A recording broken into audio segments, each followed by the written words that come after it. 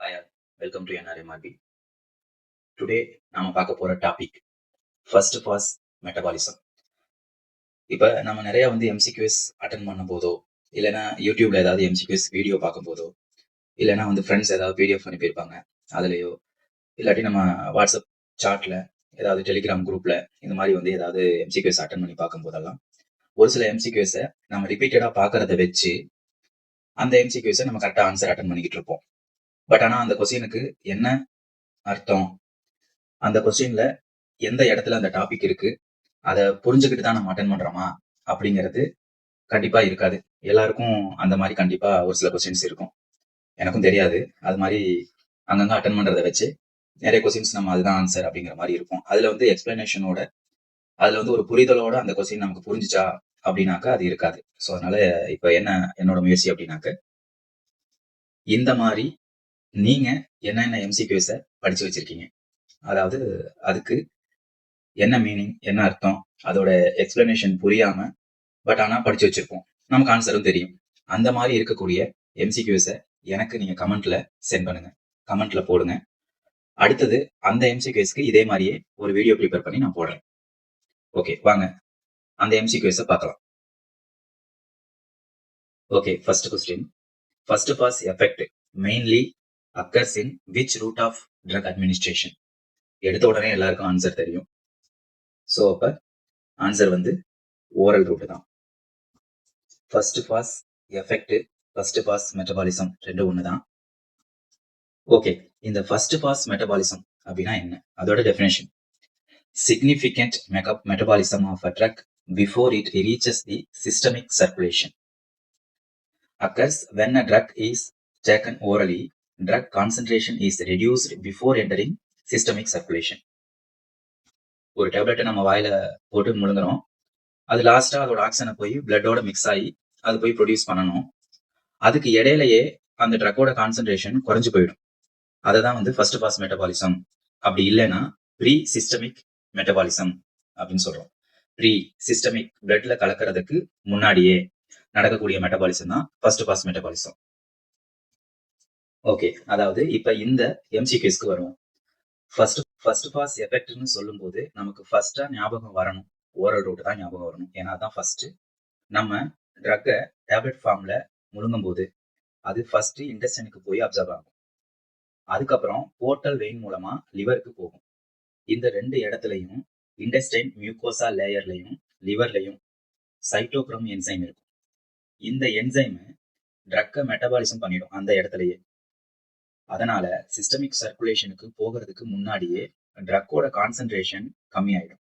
ஒரு டேப்லெட் நம்ம முழுங்குறோம், அந்த டேப்லெட்ல கொஞ்சம் கொஞ்சமா கரைஞ்சு அந்த லேயரா நமக்கு ஸ்டொமக்ல கொஞ்சம், அப்புறம் இன்டெஸ்டைன்ல கொஞ்சம், லிவர்ல, அதுக்கப்புறம் போர்ட்டல் வெயின் மூலமா லிவருக்கு அந்த ட்ரக் டிராவல் ஆகி அதுல கொஞ்சம், அந்த கான்சென்ட்ரேஷன் அங்கே. அதனால ஓரல் ரூட்டுக்கு தான் ஃபர்ஸ்ட் பாஸ் மெட்டபாலிசம் முக்கியமா அதிகமா இருக்கும். ஓகே, அடுத்த எம்சிக்யூஸ்ல பாருங்க. Which of the following is the major site of first pass metabolism? First pass metabolism oral ரூட்ல நடக்குது. ஆனா அது எந்த இடத்துல நடக்குது அதிகமா அப்படின்னாக்க நமக்கு இன்டெஸ்டைனும் ஞாபகம் வரும், லிவரும் ஞாபகம் வரும். ஆனா லிவர்ல தான் அதிகமா நடக்கும். ஸோ அப்ப இந்த கொஸ்டினுக்கு ஆன்சர் லிவர். ஏன் லிவர்? ஃபர்ஸ்ட் பாஸ் மெட்டபாலிசம் நடக்கிற முக்கியமான இடம் லிவர் தான். இன்டெஸ்டைன்ல கொஞ்சமா மெட்டபாலிசம் நடக்கும்னு சொல்லி பார்த்தோம். ஏன்னா ட்ரக்கை ஓரலா எடுத்துக்கிட்டா அது ஜிஐ ட்ராக்ல அப்சர்வ் ஆகி போர்ட்டல் சர்க்குலேஷன் மூலமா லிவருக்கு ரீச் ஆகும். லிவர்ல இருக்கிற சைட்டோக்ரோம் P450 அப்படிங்கிற என்சைம் ட்ரக்கை எக்ஸ்டென்சிலியா மெட்டபாலிசம் பண்ணிடும். அப்போ என்ன நடக்கும்? ஒரிஜினல் ட்ரக்கோட ரொம்ப பெரிய போர்ஷன் டிஸ்ட்ராய் ஆகிடும். மீதி இருக்கிற small amount of the blood சர்க்குலேஷனுக்கு போகும். ஸோ இப்போ major amount of drug destroy ஆகிற இடம் லிவர்ல தான். ஸோ அதனால லிவர் வச்சுக்கிறோம். ஏன்னா நம்ம இன்டெஸ்டைன்ல ஸ்டார்ட் ஆகி கொஞ்சம் டிஸ்டன்ஸ்லயே லிவரோட போர்ட்டல் வெயின் ஜாயிண்ட் ஆயிடும். ஸோ அப்போ ஆட்டோமேட்டிக்கா லிவருக்கு போயிடுது. கொஞ்சம் இடத்துல மட்டும்தான் இன்டெஸ்டைன்ல அப்சார்ப்ஷன் ஆகுது. ஸோ அதனால கம்மியா தானே கான்சென்ட்ரேஷன் அங்கே வேஸ்டா போகும் அப்படின்னு ஞாபகம் வச்சுக்கோங்க. அடுத்த question number 3. What is the main consequence of first pass metabolism? First pass metabolism நடக்கிறனால என்ன நடக்கும்? பயோஅவைலபிலிட்டி அதிகமா இருக்குமா? பிளாஸ்மா கான்சென்ட்ரேஷன் அதிகமா இருக்குமா? பயோ அவைலபிலிட்டி கம்மியா இருக்குமா? இமிடியேட்டா தெரபியூட்டிக் எஃபெக்ட் கிடைக்குமா? ஸோ கரெக்ட் ஆன்சர் வந்து C, decrease in bio availability. So ஏன் ஃபர்ஸ்ட் பாஸ் மெட்டபாலிசம் நடந்த உடனே என்ன இம்பேக்ட்? ட்ரக்கோட அவைலபிலிட்டி கம்மியாகும். பயோ அவைலபிலிட்டினா என்ன? சிஸ்டமிக் சர்க்குலேஷனுக்கு அன்சேஞ்சு ஃபார்ம்ல ரீச் ஆகிற ட்ரக்கோட பர்சன்டேஜ்.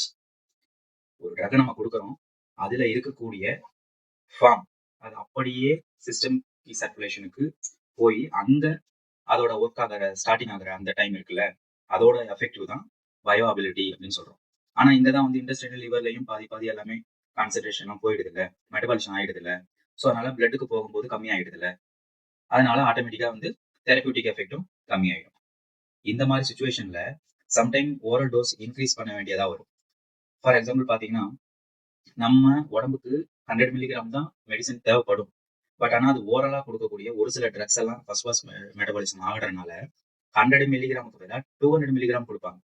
அப்பதான் அந்த 100 மில்லிகிராம் வேஸ்ட் ஆனதெல்லாம் போக மீதி 100 மில்லிகிராம் போய் பிளட்ல வந்து மிக்ஸ் ஆகி அதோட தெரபியூட்டிக் எஃபெக்டை கொடுக்கறதுக்காக தயாரிக்கும் போதே அதோட அளவு அதிகமாக தயாரிப்பாங்க. அப்படி இல்லைன்னா டாக்டர் ப்ரெஸ்கிரைப் பண்ணும்போது அதிகமாக ப்ரெஸ்கிரைப் பண்ணுவார். அதாவது ஓடியா கொடுக்குற டோஸை வந்து வீடியாவும் கொடுக்கறதுக்கு வாய்ப்பு இருக்கு. அப்படி இல்லைனாக்க 10 மில்லிகிராம் கொடுக்க வேண்டிய இடத்துல 20 மில்லிகிராம் கொடுப்பாங்க. அந்த மாதிரி ட்ரக்ஸ் எல்லாம் என்ன அப்படிங்கிறத பார்த்தா ப்ரோபனலால், நைட்ரோகிளிசரின், மார்பின், வெரபாமில், இந்த மாதிரி ட்ரக்ஸ் எல்லாம் வந்துட்டு ஃபர்ஸ்ட் பாஸ் மெட்டபாலிசம் நடக்கக்கூடியதை அதிகமா ஃபாலோ பண்ணக்கூடிய ட்ரக்ஸ் இதெல்லாம். இப்ப இந்த பிக்சர்ல உங்களுக்கு ரொம்ப ஈஸியாவே புரியும் பாருங்க. இப்ப இதே வந்து ஓரல் ரூட்ல நம்ம கொடுக்குறோம் அப்படின்னா அது ஆட்டோமேட்டிக்கா வந்து நம்ம ஸ்டொமக் ரீச் ஆகுது. ஸ்டொமக் ரீச் ஆகி இங்க இருந்து அது கொஞ்சம் அமௌண்ட் வந்து இன்டெஸ்டைனுக்கு வருது. இன்டெஸ்டைன்ல இருந்து போர்ட்டல் வெயின் மூலமா லிவருக்கு போகுது.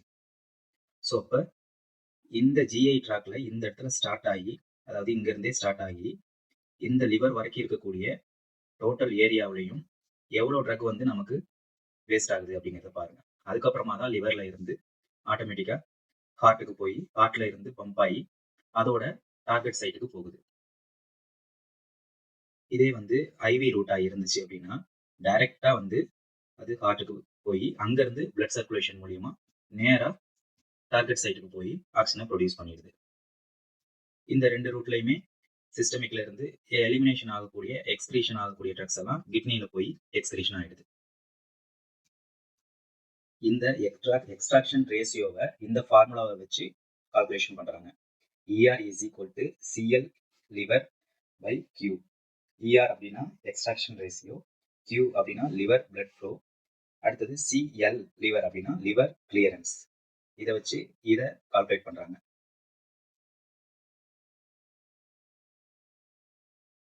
Okay, thank you all. இந்த மாதிரி MCQs மட்டுமே படிச்சுட்டு அதுக்கு புரிஞ்சுக்கிட்டு படிக்கணும் அப்படின்னு நினைக்கிறவங்க, புரியாம MCQs படிச்சது இருந்தா அதை கமெண்ட்ல சொல்லுங்க. நான் உங்களுக்கு எக்ஸ்பிளனேஷன் வீடியோ போடுறேன். தேங்க்யூ.